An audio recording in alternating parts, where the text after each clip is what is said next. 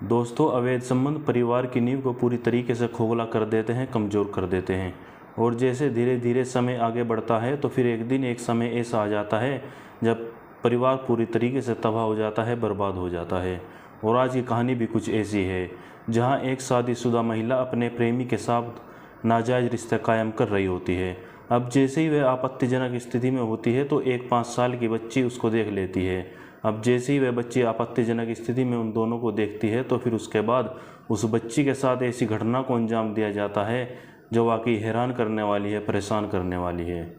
दोस्तों, आदाब, नमस्कार, गुड इवनिंग। मेरा नाम है इमरान और हाजिर हूँ एक बार फिर एक सच्ची घटना को लेकर, एक नई सच्ची कहानी को लेकर।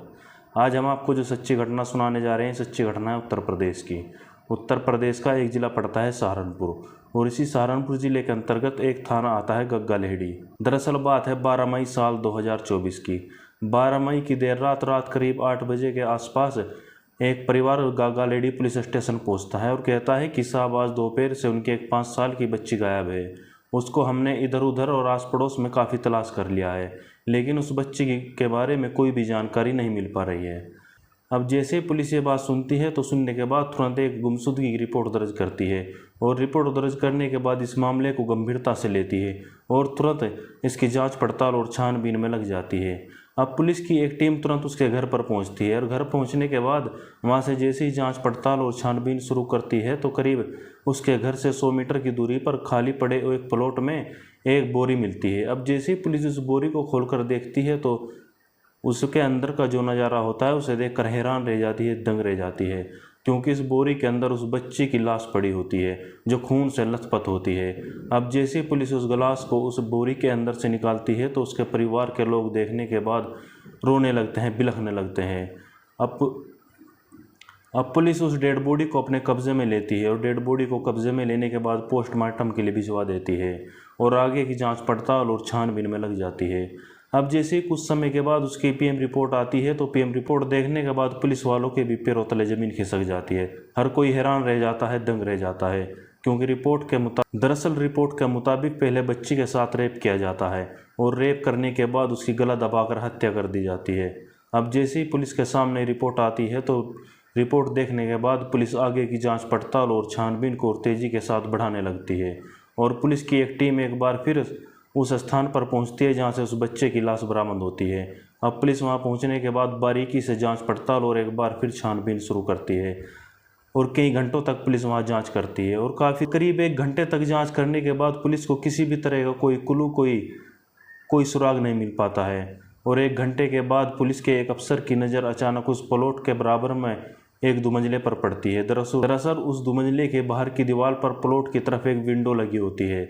अब जैसे ही वह पुलिस अफसर उस विंडो को देखता है तो उसको शक होता है कि कहीं ना कहीं इस बच्ची को इस घर के अंदर मारा गया हो, और इसकी हत्या करने के बाद इस विंडो के जरिए इससे बाहर फेंक दिया गया हो। अब पुलिस की टीम जब उस मकान मालिक के बारे में पूछताछ करती है तो पता चलता है कि मकान मालिक कोई और नहीं बल्कि इस बच्ची का सगा चाचा और चाची हैं। अब पुलिस की टीम उसके चाचा को गिरफ्तार कर लेती है और उसे पूछताछ के लिए पुलिस स्टेशन लेकर जाती है, और जब उसके चाचा से उस घटना के बारे में पूछताछ करती है तो उसका चाचा रोने लगता है, बिलखने लगता है, और कहता है कि साहब, वो मेरी सगी भतीजी थी। दरअसल वह बताता है कि साहब, मैं तो सुबह किसी काम के सिलसिले में घर से बाहर गया हुआ था और घर पर उसकी पत्नी अकेली थी। अब जैसे ही वह ये बात बताता है तो पुलिस को भी लगता है कहीं ना कहीं इसकी पत्नी का हाथ इसमें हो सकता है। दरअसल पुलिस को शक होता है कि इसकी पत्नी ने ही किसी और व्यक्ति के साथ मिलकर के इस घटना को अंजाम दिया हो।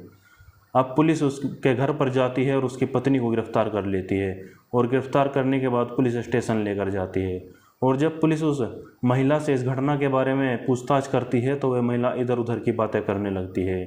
अब जैसे वे इधर उधर की बातें करती है तो पुलिस को उस पर शक हो जाता है, और फिर पुलिस अपना तौर तरीका अपनाती है, और जब सख्ती से उससे पूछताछ करती है तो वे एक ऐसी घटना बताती है, एक ऐसी कहानी बताती है वो जाके जो वाकई हैरान करने वाली है, परेशान करने वाली है। दरअसल वह महिला बताती है कि साहब, आज से करीब 6 महीने पहले उसकी मुलाकात शुभम नाम के एक व्यक्ति से होती है। दरअसल वे दोनों दोस्त बन जाते हैं, और दोस्त बनने के बाद दोनों एक दूसरे से बातें करने लगते हैं। धीरे धीरे समय बीतता है और समय के साथ साथ दोनों की जो दोस्ती होती है वो प्यार में बदल जाती है। दोनों एक दूसरे से प्यार करने लगते हैं और दोनों एक दूसरे से मिलने की इच्छा जाहिर करते हैं। और एक दिन वह महिला जब उसका पति किसी काम के सिलसिले में बाहर गया होता है तो वह उसे मिलने के लिए अपने घर पर बुला लेती है। अब जैसे ही वे उसे मिलने के लिए अपने घर पर बुलाती है तो दोनों आपस में नाजायज़ रिश्ता कायम कर लेते हैं। अब दोनों नाजायज़ संबंध बनाते हैं और दोनों का जो मुलाकातों का जो दौर था वो यहाँ से शुरू हो जाता है। अब जब जब उसका पति किसी काम के सिलसिले में घर से बाहर जाता है तो वो महिला मौका देखती है और मौका देखते ही अपने प्रेमी को मिलने के लिए अपने घर पर बुला लेती है और उसके साथ नाजायज़ संबंध बनाने लगती है। अब तारीख आ जाती है 12 मई साल 2024। 12 मई को जब उस महिला का पति किसी काम के सिलसिले में घर से बाहर जाता है तो वह महिला मौका देखते ही अपने प्रेमी के पास फ़ोन करती है और उसे मिलने के लिए अपने घर पर बुला लेती है। अब जैसे ही वह प्रेमी उसके घर पर पहुंचता है तो दोनों में आपस में नाजायज़ रिश्ता बन जाता है। दोनों जब आपत्तिजनक स्थिति में होते हैं तो एक उनकी छोटी सी 5 साल की भतीजी घर पर आ जाती है और वह उन दोनों को आपत्तिजनक स्थिति में देख लेती है। अब जैसे वे उनको देखती है तो उन दोनों को लगता है कि कहीं ना कहीं ये जाकर के अपने घर पर बताएगी और इसी डर के मारे उस महिला का प्रेमी उस बच्चे को पकड़ता है और उससे ज़ोरदार थप्पड़ मार देता है। अब जैसे उसके थप्पड़ लगता है तो बच्ची बेहोश हो जाती है और बेहोश होने के बाद वह दरिंदा उस बच्ची को उठाता है और कमरे के अंदर ले जाता है और वहाँ ले जाकर के उसके साथ हैवानियत की सारी हदें पार करता है। फिर उसकी गला दबाकर हत्या कर देता है। अब उस बच्ची की हत्या करने के बाद उसकी लाश को छुपाने के लिए एक बोरी में पैक किया जाता है और उस बोरी को वह महिला अपने रसोई के अंदर छुपा देती है। अब जैसे ही उस महिला का पति शाम के वक्त घर पर आता है तो उसे पता चलता है उसकी 5 साल की भतीजी घर से गायब है। उसको इधर उधर काफ़ी तलाश कर चुके हैं लेकिन वह मिल नहीं रही है। अब उस महिला का पति भी अपनी भतीजी की तलाश के लिए अपने परिवार के लोगों के साथ पुलिस स्टेशन जाता है और गुमशुदगी की रिपोर्ट दर्ज करा देता है। अब रिपोर्ट दर्ज होने के बाद जैसे ही पुलिस जांच पड़ताल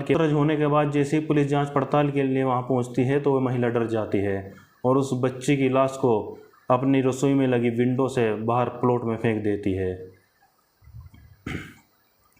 अब जैसे ही पुलिस इस घटना का खुलासा करती है तो खुलासा करने के बाद उस महिला और उसके प्रेमी दोनों को गिरफ्तार करती है और गिरफ्तार करने के बाद दोनों पर गंभीर धाराओं में मुकदमा दर्ज करती है और जेल भेज देती है। दोस्तों, ऐसे व्यक्ति और ऐसे इंसान को कड़ी से कड़ी सज़ा मिलनी चाहिए। दरअसल ऐसे दरिंदे और ऐसे हैवान को तो व्यक्ति या इंसान कहना भी एक गुनाह ही हो सकता है। ऐसे दरिंदे को अगर कोई सज़ा मौत से भी बढ़कर कोई सज़ा हो तो वह मिलनी चाहिए। दोस्तों, इस कहानी को सुनाने का उद्देश्य किसी की भावनाओं को आहत करना नहीं बल्कि आपको जागरूक करना है ताकि आप भविष्य में होने वाली किसी भी अनहोनी को पहचान सकें और उससे बच सकें। दोस्तों, फिर मिलते हैं एक नए क्राइम शो के साथ, एक नई सच्ची घटना के साथ।